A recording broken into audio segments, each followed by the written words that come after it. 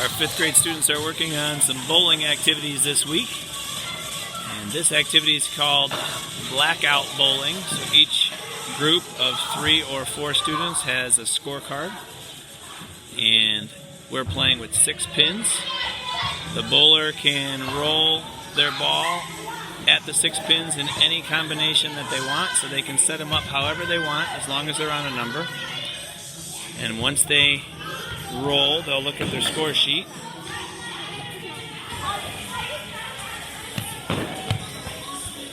And they will mark down whatever number they get.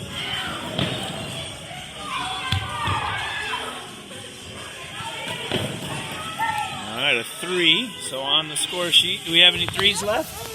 Yeah. Good. Marking off a 3. And the kids will take turns rotating between the bowler, the scorekeeper, and the pin setter if they're in a group of 3. If they're in a group of 4, you'll have a bowler, a scorekeeper, a pin setter, and the ball returner. So the students will take one shot.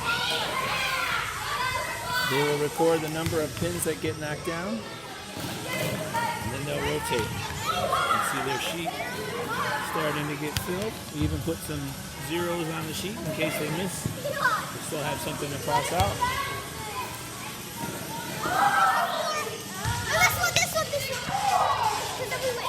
When their sheet is full, they've completed their assignment, then they can play again if we have time.